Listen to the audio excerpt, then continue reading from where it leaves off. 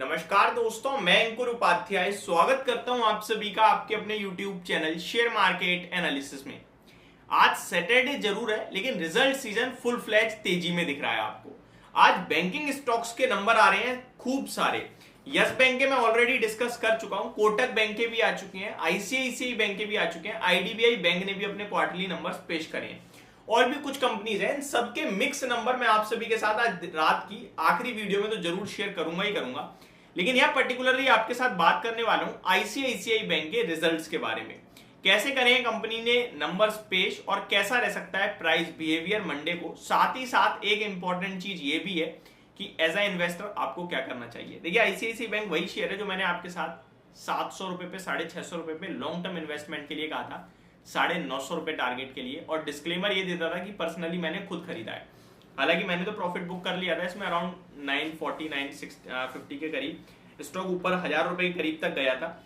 अभी यहाँ पे रिजल्ट्स कैसे आए हैं वो पहले आपके साथ शेयर करना चाहूंगा। ICICI bank limited on Saturday reported 36% year on year basis growth in net profit for the quarter ended September. Company ने जो प्रॉफिट पेश करा है वो 10,260 करोड़ का पेश करा है। तो कंपनी ने नेट प्रॉफिट 10,261 करोड़ का पेश करा है, जो कि साल दर साल 36% की ग्रोथ है। लेकिन ये आधी सच्चाई है। अगर आप क्वार्टर ऑन क्वार्टर देखोगे तो 11,000 करोड़ से प्रॉफिट घटकर 10,260 करोड़ आ गया है।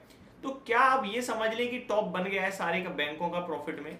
लास्ट क्वार्टर जो था अभी हल्का कमी हो रहा है, क्योंकि बैंकों के नंबर ज्यादातर ना ईयर ऑन ईयर बेसिस पे कंपेयर नहीं होते, क्वार्टर ऑन क्वार्टर बेसिस पे कंपेयर होते हैं।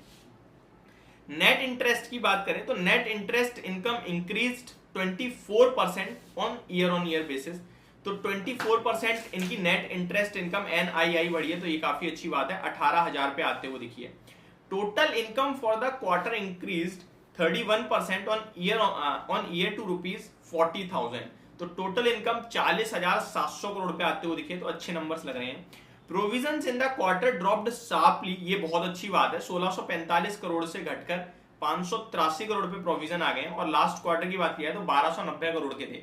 तो year on year basis, quarter on quarter basis पे दोनों जगह प्रोविजंस घट गए हैं, तो ये काफी पॉजिटिव है। जीएनपीए की बात की जाए तो सितंबर में 2.48% पे आए हैं, lower than 3.9% a year ago and 2.7% a quarter ago. तो GNPA quarter on quarter year on year basis दोनों जगह अच्छे आए हैं, कम होते हुए दिख रहे हैं, तो ये बहुत पॉजिटिव चीज दिख रही है एज अ बैंक। सेम अगर आप एनएनपीए नेट नॉन परफॉर्मिंग एसेट देखोगे तो क्वार्टर ऑन क्वार्टर तो 0.48% से कम होकर 0.43% पे आए हैं, तो पूरी तरीके से थम्स अप है। साल दर साल और अच्छा है, 0.61% से घटकर 0.43 पे है। तो ओवरऑल नंबर सुपर आते हुए दिख रहे हैं, कोई दिक्कत नहीं दिख रही है, बस प्रॉफिट थोड़ा सा कम हो गया है क्वार्टर ऑन क्वार्टर बेस पे। The capital adequacy ratio of September end was 16.07% compared to 16.93% a year ago and 16.7% a quarter ago. तो CAR यानी कैपिटल एडिक्वेसी रेशियो घटता हुआ दिख रहा है, ये अच्छी बात नहीं है।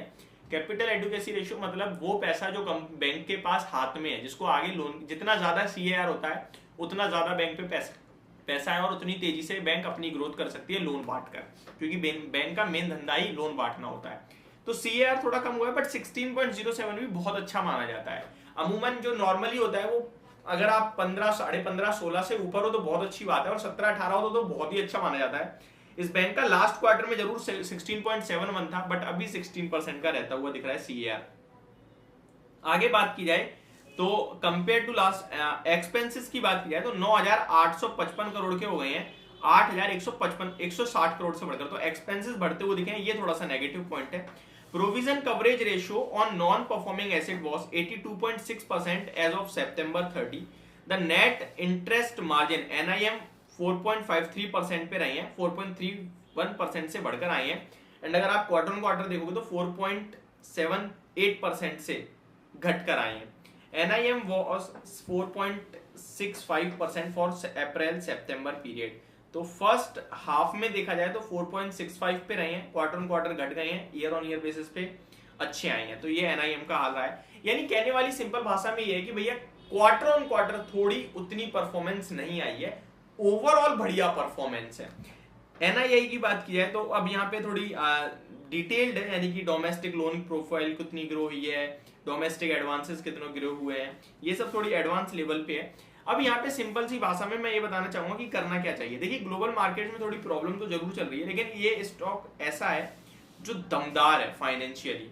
अभी स्टॉक में मेरे को नहीं लगता कि कोई लॉन्ग पोजीशन या कुछ बड़ा धमाका होना चाहिए। स्टॉक सपोर्ट लेवल्स के पास है 910 920, तो जिनके पास भी है ट्रेडिंग पर्पज से या पोजिशनल पर्पज से 915 का स्ट्रिक्ट एसएल है, और ऊपर में दोबारा आपके लिए 980 970 आ सकता है। वहीं अगर किसी को लॉन्ग ऐड करना है लंबे समय के लिए तो वो गिरावट में खरीदने के मौके ढूंढे। 840 850 बहुत अच्छा लेवल होगा इन्वेस्टमेंट पर्पज से।